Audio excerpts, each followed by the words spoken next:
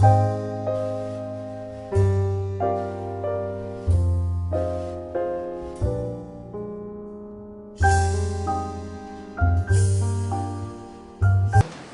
CLEEN Foundation, CDD-Ghana, and Afrobarometer warmly welcome you all to this important media presentation of the highlights of the Afrobarometer Round 5 survey that is being organized by CLEEN, CDD-Ghana, and the Afrobarometer Network. The Afrobarometer Network is a comparative, the Afrobarometer is a comparative series of public opinion surveys that measure public attitude towards democracy, governance, the economy, leadership, identity, and other related issues. It's an independent, non-partisan, African-based network of researchers, and the first round of surveys took place, there have been a series of rounds of surveys, this is the fifth. The first round of surveys took place between 1999 and 2001 in 12 countries. The network has conducted round 5 surveys in up to 5 countries, including Nigeria, during 2011 and 2012. My colleague will go into the details of the methodology and the technical areas of the survey. And we might ask ourselves, what's the purpose of the Afrobarometer survey in Nigeria? And the answer to that is that it helps us to measure popular perspectives on the social, political, and economic environment. The goal is to give the public a voice in policy-making processes by providing high-quality public opinion data to policymakers, policy advocates, and civil society organizations. And this includes the academia, media, independent donor and international donor partners, and investors and ordinary Africans alike. And the quality of the data we are going to present to you from the presentation from PSI, you will find that the quality of data is extremely high, because there are quality measures that are and control that we're adhered to in collecting and analyzing the data that we're presenting to you, so as to have data that is commensurate with international standard in reliability. And what we urge our colleagues from the media to do is that we would like for you to publicize as widely as possible the findings of this survey, so that it would contribute in affecting policy formulation.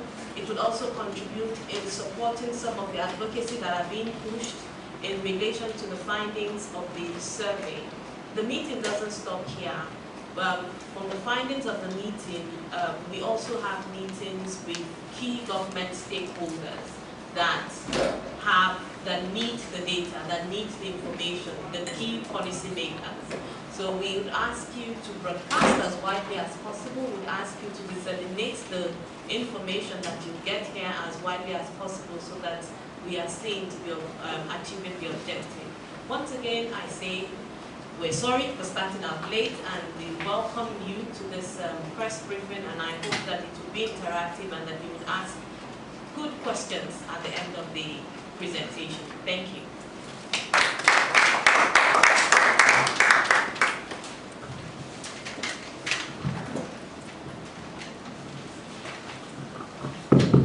Thank you very much. Next in the agenda is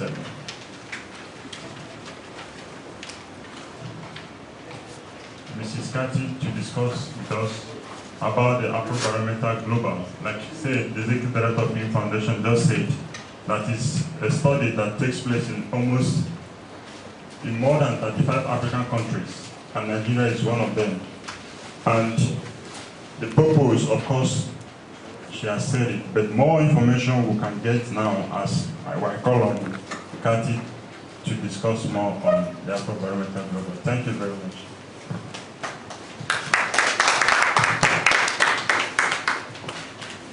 Good morning, ladies, gentlemen.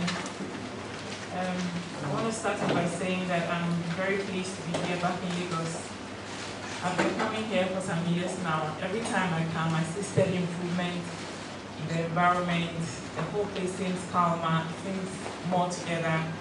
And it's really pleasing to see an African city, growing leaps and bounds the way Lagos is growing. And I think you should all be proud of yourselves for being citizens of the state or for living here. I think you deserve a clap for that.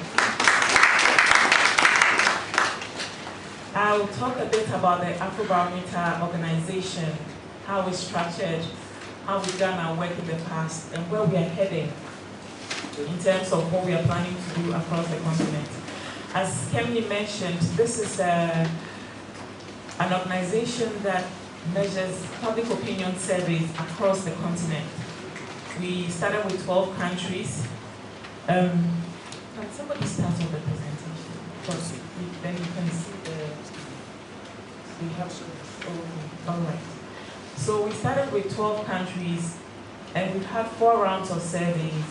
And this year, which is round 5, over round 5 and round 6, we are hoping to cover up to 35 African countries. Afrobarometer is independent, non-partisan, and we pride ourselves on being a network of African-based researchers who have come together to put their expertise at the use for their citizens. We also feel like the voice of the African citizen has been missing from public discourse for a very long time, because we have all come from a background, first pre-colonial to colonial. Most countries went into dictatorships, others went into military rule, but all those systems have a way of stifling the voice of ordinary people. And so, for the longest time, on average, 45 to 50 years that most African countries have been independent, we haven't had an independent public voice, except for the voice of politicians. And I don't know how independent that is, but we haven't had an independent public voice that represents the voice of citizens and ordinary people in African countries. So Afrobarometer set out to fill this gap by measuring public opinions across the countries and gathering data to the highest quality to ensure that what we find and how we generalize truly reflects the opinions of citizens within each country. So we want to give a public voice to the policy-making process, so that policy will not just be about government sitting down with a couple of experts and deciding that, well, this is what we are doing and this is what we are not doing, but will also include the voice of ordinary people in the process to ensure that, interventions are properly targeted and more effective. Once they put up the slides, you will see the map and that shows how much coverage we've done over the years. The first countries were Ghana, Mali, Nigeria, Tanzania, Uganda, Botswana, Lesotho, Mali, Namibia, South Africa, Zambia, and Zimbabwe. By 2008, when we were doing round 4, we had 20 countries. This round 5, we are adding Algeria, Burundi, Cameroon, Cote d'Ivoire, Egypt, Guinea, Mauritius, Morocco, Niger, Togo, Tunisia, Sierra Leone, Sudan, and and so on. In terms of the structure of the organization, Afrobarometer, you will not find any building with the Afrobarometer office rating on it anywhere in the world. It's a network of institutions that work and collaborate to bring out the data. The project management unit is based at CDD in Ghana, where I am based. And there are 4 core partners that work in partnership with partners across the continent. So the 4 core partners are CDD-Ghana, Institute for Democracy in South Africa, IDASA, but well, they are no longer in existence, so, strictly speaking, they are no longer a core partner. Institute for Development Studies, based at the University of Nairobi in Kenya, in charge of Eastern African countries. And then Institute for Empirical Research in Political Economy, IREC, based in Benin, in charge of Francophone Africa. There are 2 support units, one based at the University of Cape Town, the other based at the Michigan State University. I'd like to talk a bit about funding and our funders. We've had several different funders over the years. As you can imagine, this is a very expensive project to run. For Round 5, the core funders are DFID, CEDA Sweden, USAID, and the Mo Ibrahim Foundation. We are particularly proud of our relationship with the Mo Ibrahim Foundation because it's a great example of an African institution supporting another African institution to do continental work. We are hoping that this is what the future will look like, where there will be less reliance for this kind of work, less reliance on external donors, and that African citizens and African organizations will come to appreciate the value of this sort of surveys and the role that it can play in policy making within the countries, so that one day Afrobarometer will be fully supported by African institutions. That would really be fantastic, and that's where we are heading.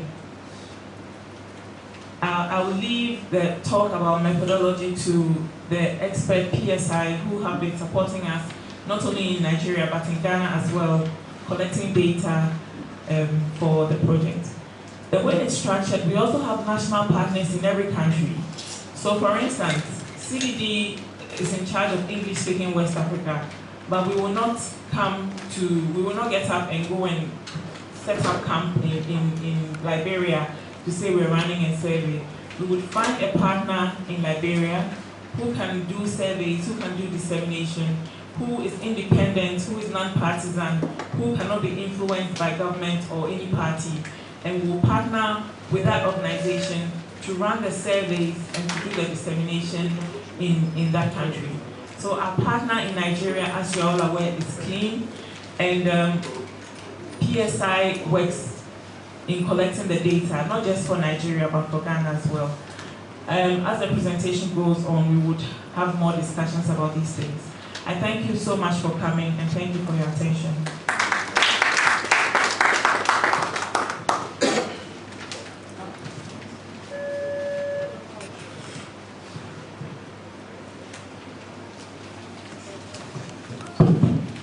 Another round of applause for her.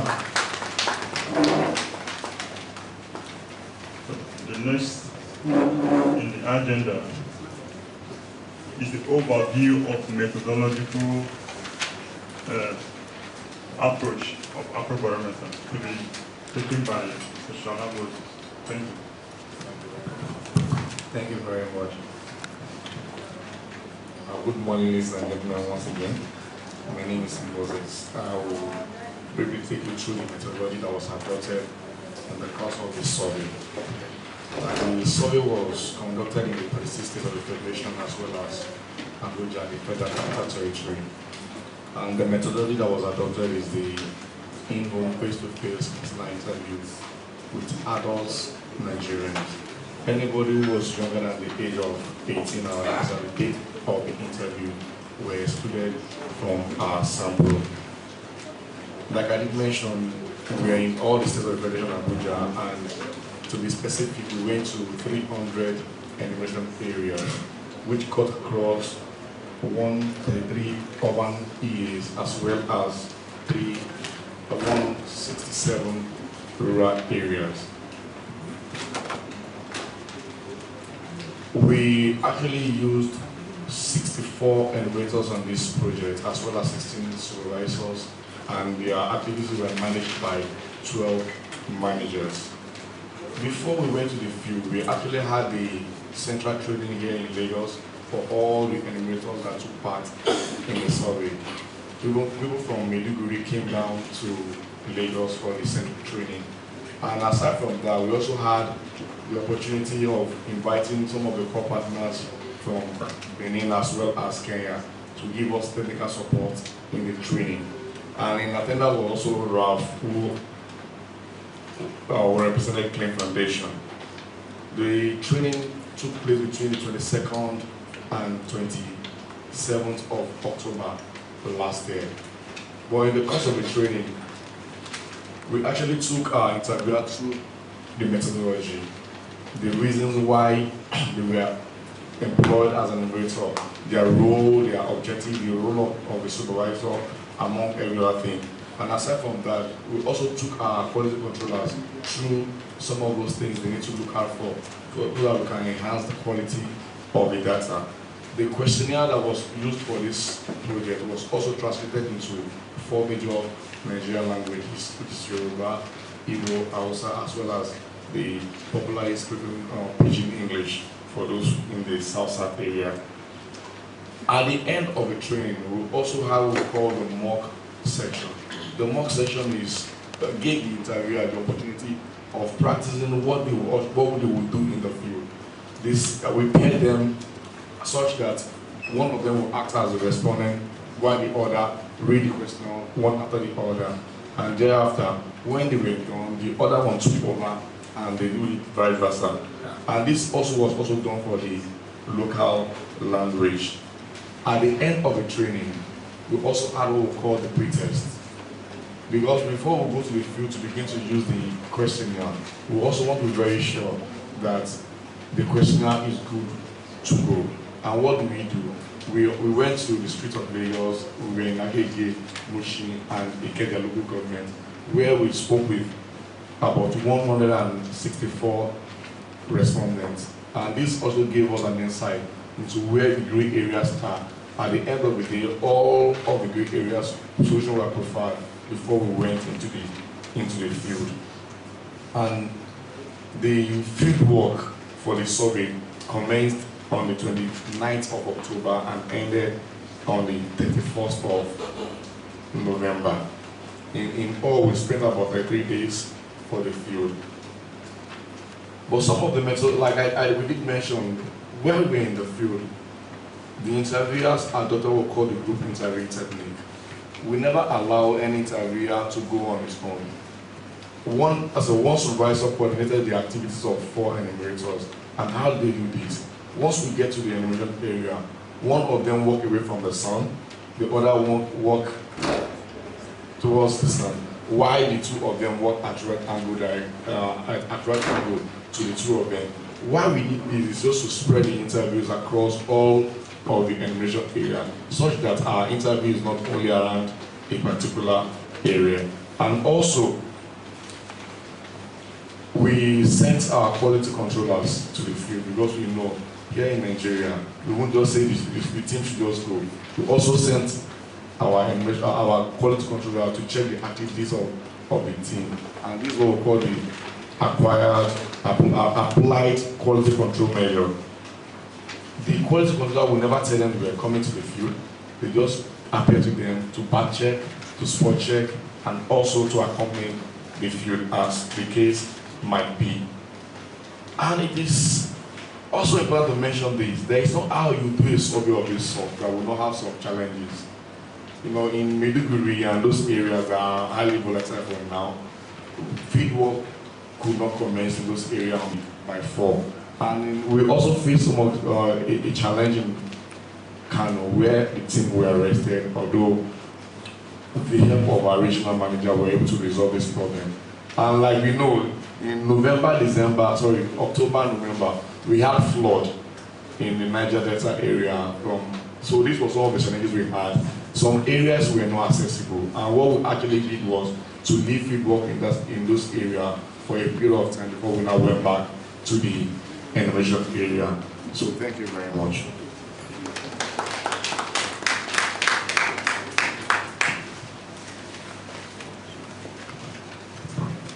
Please, another round of applause for him.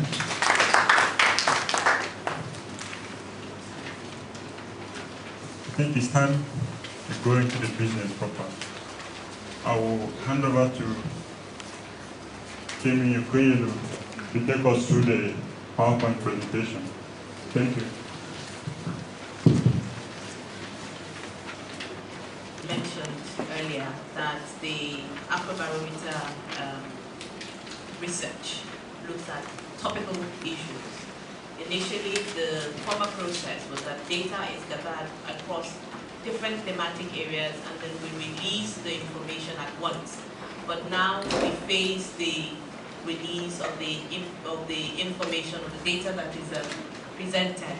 And so for this first round of presentation, the data that will be given to you is in relation to elections, politics, and corruption in Nigeria. The summary of what we're going to present to you is basically on 5 areas. First, that from the data, from the findings in the field, majority of Nigerians believe that the quality of the 2011 general elections was better compared to the 2007 elections. On rotational presidency, Nigerians have a strong support for the rotation of the presidency across the 6 regions. In relation to creation of states, majority of the people we spoke with admitted that creation of more states will improve development of Nigeria, and creation of more local government areas will also improve development of the local communities. In respect of corruption, Nigerians are of the opinion that government interference with most of the anti-corruption agencies is a challenge to the work of the anti-corruption agencies. And finally, in respect of fuel subsidy, the wide majority of Nigerians say that government officials benefit most from the fuel subsidy. So we go to the perception of the quality of national elections.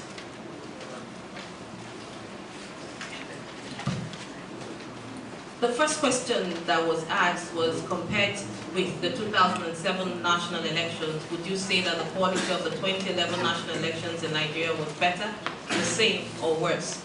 We have a situation whereby 65% of the respondents said that the quality of the 2011 general elections was better than the 2007 national elections. And on the performance of the Electoral Commission in conducting the 2011 elections, we had 71% of the respondents saying that INEC performed well in their performance of the 2011 general elections. When we asked in respect of incentives offered to voters during the elections, what we got was that 74% of them said the elections incentives were not offered to them, and that they didn't know of any other person, maybe offered to your neighbor. They said 57% said they were not aware of election incentives offered to their neighbor either. On the performance of, an assessment of the performance of INEC, 67% of the respondents were of the view that INEC is a neutral body. And 31% were of the opinion that INEC makes decisions that favor particular interest. 1% said neither, and 2% were in the middle, they didn't know. Then if we look at rotation of presidency, the findings showed that Nigerians have a strong support for the rotation of presidency across the 6 geopolitical zones. And majority of Nigerians believe creation of more states will improve development in Nigeria. And similarly, that the survey also revealed that what the public think about local government, that there should be more local government areas in the country. On government performance, majority of Nigerians say government is performing badly in maintaining public safety and security and in managing conflict between Muslims and Christians. In the area of corruption, majority of Nigerians view government interference the most significant challenge facing anti-corruption agencies in the country. And if we go to the data, for rotation of presidency, we had a situation whereby people felt 60% of the respondents were of the opinion that the presidency should be rotated within the 6 geopolitical zone, and 40% were of the opinion that that anybody should be able to contest. This, for those of us that are aware of the data that was released by the House of Representatives, I'll allow you to quickly make the correlation. This is not speaking to the information, to the data that was released by the House of Reps. The data that was released by the House of Reps indicated that Nigerians were of the opinion that merit should be the yardstick for either gubernatorial or presidency. But I'll quickly also draw where the difference could come from. The process of gathering the data, the system that the National Assembly, the House of Reps used in assessing the information was a bit restrictive, we could say, because it was, groups were asked to delegate people that would be part of the constituency sittings. So it wasn't really open per se to the general public. Majority of Nigerians say creation of more states will improve development in the country. 63% of those we spoke with were of the opinion that creation of more states would improve the development in the country, and this validates what the data, the information that was given at the House of Representatives level. The information they gave was that creation of people were more inclined to creation of more states. On local government areas, the thinking is about the same thing, and you would see that the data between the creation of more states for the states and creation of more states for the local government are about the same. So it's like the perception of people as part the creation of more states and local government is to get the state structure working and being more effective and reaching the people. On performance of current government in handling matters, particularly matters relating to public safety and security, 63% of the people we spoke with said they were doing badly. They were not handling the situation appropriately. 37% felt they were. 60% felt that managing interreligious conflict was not also being properly handled. I think one could say that the correlation between this is because we find that most of the conflict that we are having that is in relation to public safety and security are also hinged to interreligious conflicts. And then we go to corruption in the country. Performance of anti-corruption agencies, performance of the Independent Corrupt Practices Commission, and officials of the Economic and Financial Crime Commission. The Independent and Financial Crime Commission is in blue, and EFCC is in brown. And we find that people rated them, approved basically of their performance. But although low also, because it's below average, because we see a trend of 37%, 36% between ICPC and EFCC. And when we asked further the reasons that they felt were the challenges of these anti-corruption bodies in the country, and highest of the reasons was government interference in the activities of these anti-corruption agencies. Close to it is also the corruption of the personnel of ICPC. And then we also looked at judicial corruption was also raised as an issue, and inadequate funding seemed to be one of the least challenges that Nigerians felt was a challenge to these anti-corruption agencies.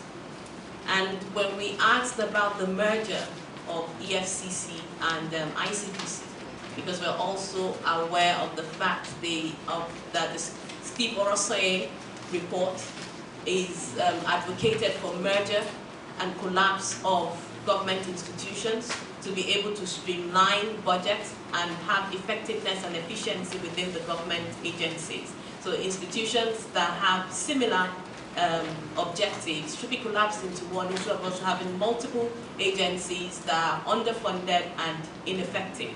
And from the data from the field, we have a situation whereby 29% of, I wouldn't say 29, because if we put 29 with 19, we'll be having a score of 48% of Nigerians agreeing that they should merge these agencies.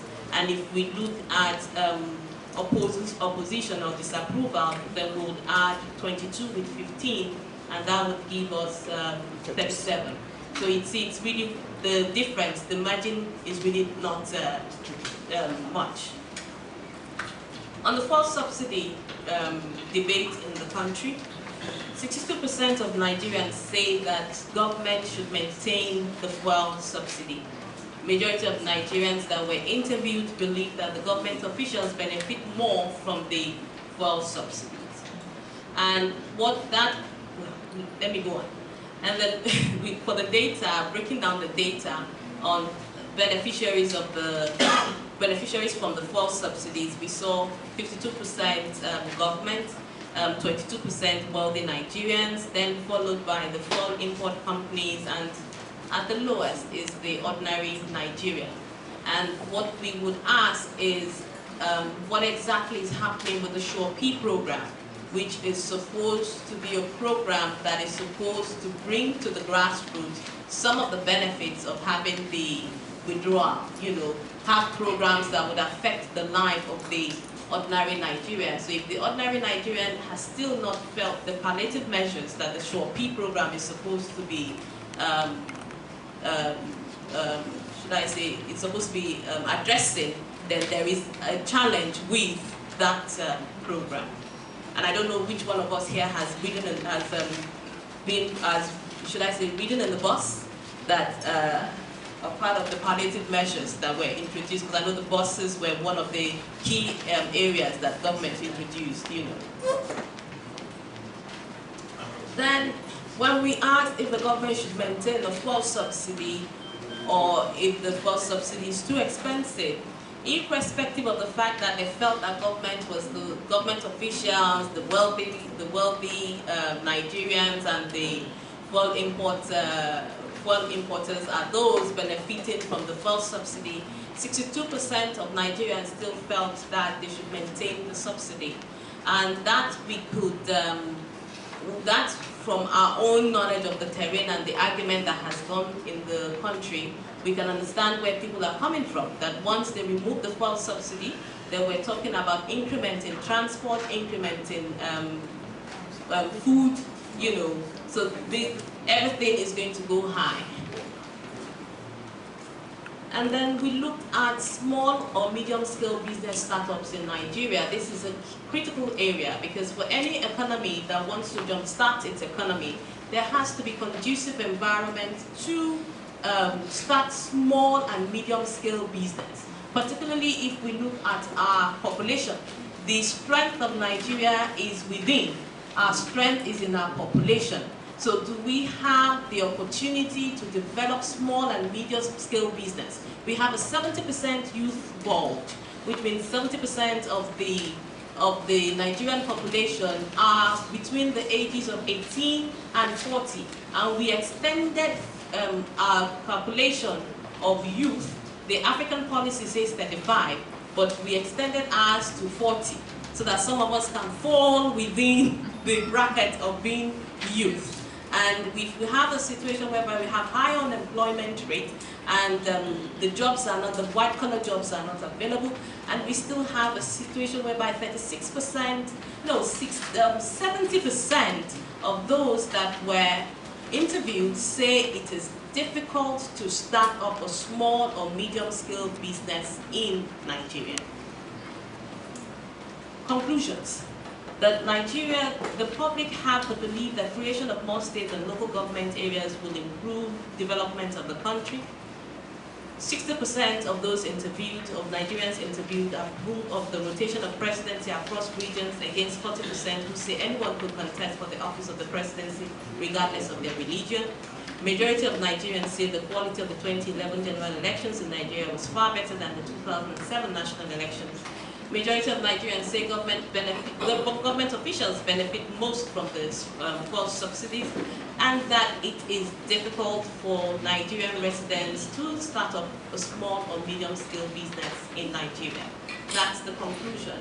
And for the next round of, before I take questions, I should also let you know that for the next round of presentation of data, we'll be looking at economic condition in Nigeria because we want to interrogate further the issue of the small and medium-scale business, and we'll also be looking at security and perception of safety in Nigeria. Thank you.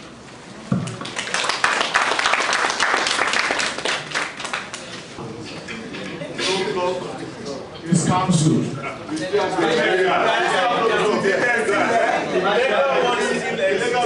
Please have the floor.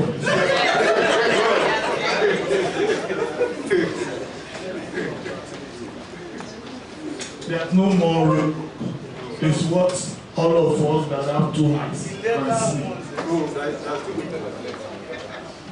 How is this? Who is stopping top Nigerian society? Is stopping corruption.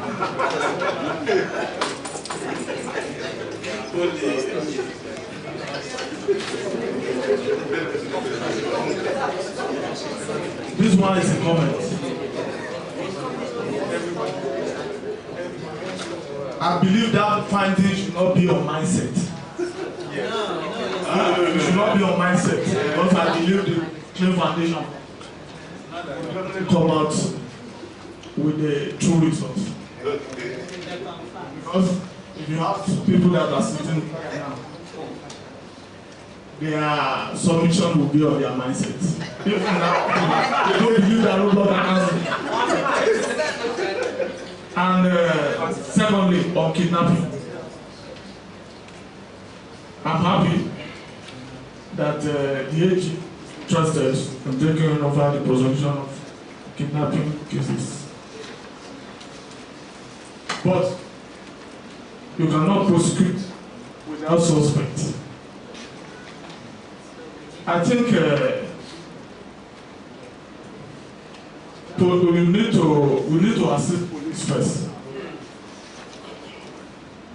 Like now, we don't have tracking device. And if you don't have tracking device, it will be difficult to arrest kidnapper. So I think the assistance on tracking device and other things should come first before we talk of prosecution. Thank you very much. And the second round is looking at public safety security, as I've told you. And that second round will also be coming in the next 1 month. So the second round will be taking place within 4 weeks. So we lay a foundation as per the release of the data that we churn out. Why don't we have federal government agencies here? The second round is taking place in Abuja. And we're going to have a pre-release for cut-across government agencies and officials that would benefit from the data before we have the public release of the data. So in the Abuja meeting, we will have the government agencies. Even with this one, we have an office in Abuja and based in the Abuja office, and we're going to have a series of meetings with government stakeholders on the data that we're releasing here today. On the question on the quality, how it's impacted on policies, what we do is that we have a component of our work that is advocacy. And we also have work that is related to accountability and justice and public safety and security. The kind of projects we run in CLEEN are not formulated in the air. Our projects are designed based on findings from our research. And so by the time we're doing a second round of the research, we'll be able to assess if the actions we're taking are having an impact. If you see, if you know our mission statement says we are aimed at improving public safety, security, accessible justice in Nigeria through empirical research, legislative advocacy, and publications and demonstrable programs in partnership with government and other civil society organizations. So that's why you find that the police are one of our primary constituency. We run trainings, we run research for them, we organize strategic dialogues also for them. So we influence policy. CLEEN is aimed at influencing policy in a strategic manner. And when we are called upon to make presentation, we give presentation. We attend public sittings at the National Assembly. When if we're submitting memo and we're submitting any information, we base it on the findings of what we have in the field. We can only present our findings. We cannot compel the government to take our recommendations. So that's why I say we do our bit from the supply side that we work. My brother, you said on the corruption data, I can't find anything within the data that I presented that is speaking to 2%. It's on the semester with the page. Yeah. Second page. Look at The closer we get to the election quarterly, then it becomes monthly, also to feed into the process of preparation for elections. So the first one will be released by the end of June in Abuja. Then we have the www.stopthebribes.net, and the SMS short code is 32811. For my colleagues here that mentioned the tinted glass issue. The stopthebribes.net is aimed at tracking low-level corruption in government agencies, which includes the Nigerian Police Force. So if you have issues of complaints or commendation and complaints of low-level corruption in any of the government agencies, the police have shown a keen interest in this project. So they have two platforms of what we see real-time in the CLEEN office, also at the force headquarters, one within the IG Secretariat and the other one within the FIB unit. So the web address is www.stopthebribes.net. So you can make your complaints directly. You can also make commendation of my brother here. If you see a deserving police officer that is doing his work properly, we want commendation of them too, because another way of fighting corruption is raising up the good examples, not constantly bringing out the bad ones. And I can tell you from what I've seen on the platform, I've seen complaints about police, I've seen complaints about PHCN, I've seen complaints about Ministry of Niger Delta, I've seen complaints about immigration. So it's not only the police. So add your voices to that. And thank you once again for being here. And I hand over to to Raphael. Thank you.